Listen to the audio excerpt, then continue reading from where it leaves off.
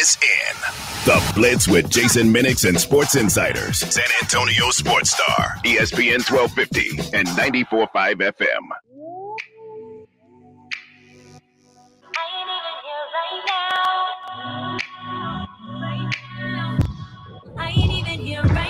Looking at what's going on in the city of San Antonio. It's Maddy Skyeline. Yeah, it's Maddy Skyeline. It is the Blitz here on San Antonio Sports Star, ESPN AM 1250 and 94.5 FM. I'm Jason Minnix. I hear the Maddy Skyeline music. I don't see Maddy on the screen. Is she on the phone? I'm running late today. Yes, I am trying to get on as soon as possible. All right. So last week you get promoted. So you're now the food and culture editor of the San Antonio Express News. And now you're running late. Is it all those management meetings piling up now? I did have a lot of meetings today, but I think it was just like your usual busy Wednesday. Plus you all called earlier than usual today.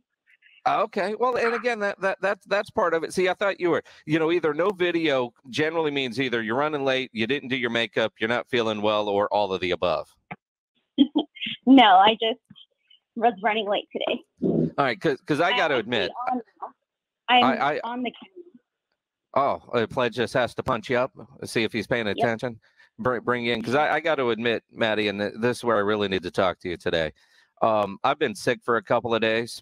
A horrible summer cold. COVID test was negative, but when you don't feel good in 2021, you scares the hell out of you, so you get tested just to be safe, right?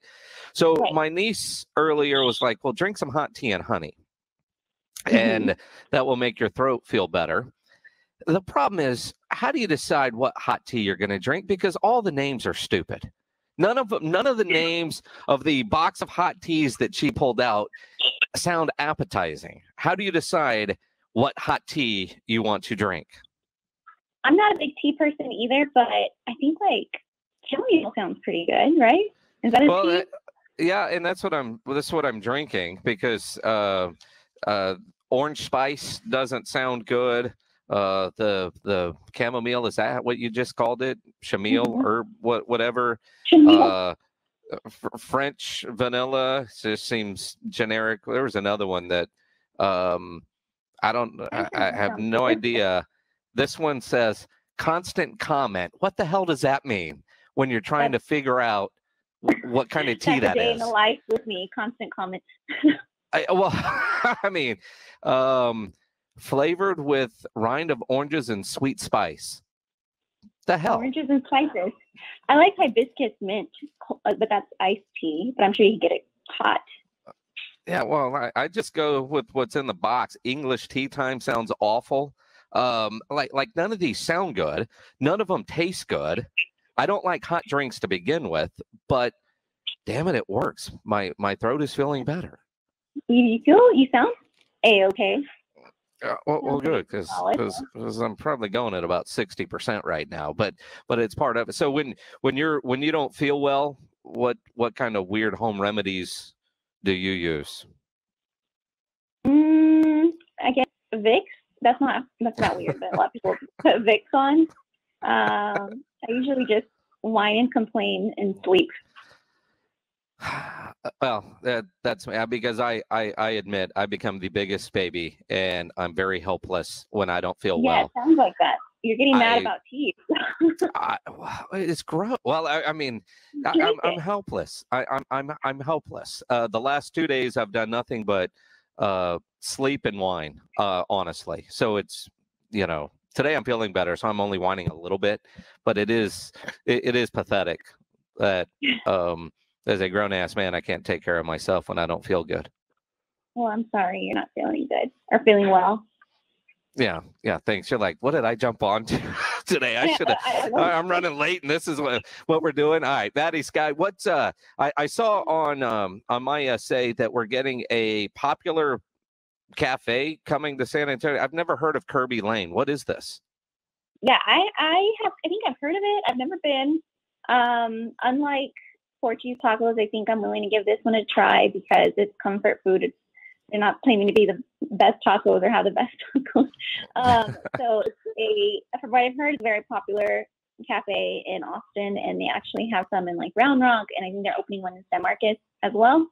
But it's coming to San Antonio. I haven't been able to speak to the representatives that are in charge of marketing and media, but some filings that we found show that it is expected to be completed, the building at least, in March 2022. So you assume that once you get staff trained and all the furniture moved in, it'll probably open maybe like summer, late spring. So it's supposed to open at the Rim near Velvet Taco, which is another, I think, Dallas export. I think Velvet Taco's from Dallas. And I think there's a Torchy's up there too. So if you miss Austin and you're living in San Antonio, you can go up there and get your food. Well, that's it. Now, if it's going to be over there by the Velvet Taco, have you been to Velvet Taco yet? I have. Yeah, you're hesitant there because you're going to say, or you don't want. I didn't like it. I didn't think it was all that good for all the hype. It just didn't live up to the billing. I mean, I waited in line. You get there. I've gone twice because the first time you go, okay, well let's just see. I've gone twice. I don't understand the attraction to Velvet Taco. I think maybe it's those what do they want to call them, like creative infusion tacos. I had one that was like basically a deconstructed sushi roll. It was like the roll or their taco of the week, and that was okay. But I mean, if I want a sushi roll, I could just go get sushi. Well, that's it. But like Torchy's is good. If you're gonna, for overpriced, I don't mind Torchy's. There's a couple on there that I like, and I like their queso. Velvet, I was just like, yeah, none of them did anything for me. And you kind of roll your eyes at Torchy's, huh? I don't. No comment. Everybody knows how I feel about Torchy's, but. Oh, apparently I didn't. Sorry, I must have missed something. I don't know. If I'm gonna eat a good taco, I'd rather go to, Well, I agree. I agree. There's a lot of places to go get better tacos for a much better price. But if somebody was to, although on Facebook Live, Scott Vela says Kirby Lane is a 24/7 breakfast food. All right. Well, that's a good plus. I just recently had Brinner breakfast for dinner on Monday night. It was so good. Oof. It was like level chanchetos, but homemade. It was delicious. Every now and then, breakfast at dinner is perfect. Mm-hmm. Can't do it all the time. But every now and then, that is perfect. Well, we could continue with overpriced tacos. But what else is happening in the news? Let's see. I'm kind of blanking. I wrote quite a bit today. Let me see. What did I write? We spoke for the Kirby Lane. There's a new district councilman, and Mickey Rodriguez, and he is installing a new mural. He's doing a mural, which I thought was cool, in his field office of Reverend Claude Black. And it's all part of this initiative. He wants to see more art on the east side, depicting the east side history. So that was a really cool story that I wrote. I have a story coming today about the zoo and how the zoo is paying back their employees the money that they lost during the shutdown. And let's talk about that for a second, because I saw Tim Morrow post the video and apparently surprised the zoo staff who had to take either pay reductions or lost hours when they were shut down. And credit the zoo for coming up with different ways of getting back open, like drive-through zoo, and the success that they've had there. But for the zoo, through those programs and donations, to be able to go to all their employees and say, if you lost X last year, here's a check. We're making it up for you. That's pretty incredible when you think about employers doing that, because a lot of us lost money last year. We ain't ever going to see it again. It's just gone. And for the zoo to step up and do that, I think that was pretty incredible. Yeah, it was pretty. Of course, too. He said it was philanthropy, the success of, their workarounds, like the drive-through, and then the federal assistance and loans all kind of came together to help get that done. Also, we have a few T-shirt or a few wardrobe mentions to talk about. One, I'm not familiar with the Real Housewives of New York, but one of the biggest stars last night wore a Selena T-shirt or Selena sweatshirt randomly. I don't know if that was a stylist call or maybe she really just loves Selena. And then another T-shirt was kind of reversed. First fan Dakota Mitchell made a T-shirt about Coach Pop's passionate speech after winning the gold medal. I don't know if you all saw that. The video that Javale McGee posted. He was cussing. Did you see that one? I did not. I can't. I've been out of it for 2 days. I've been out of it for 2 days. Says, "How the F do you like us now?" To the people that were seeing his coaching abilities during the early days of the Olympics. So that the gold medal speech. You're right. I did see that one. How do you like us now? Sort of with worse language. Right. So I mean, it's not Pop in rare form, but I think I've ever seen him drop the F bomb like that. I mean, you've seen it like on the sidelines, but that was pretty funny. Sure. Pop has said the F word more than once. Oh yeah, for sure. So he got choked up too. So it was an interesting watch for sure.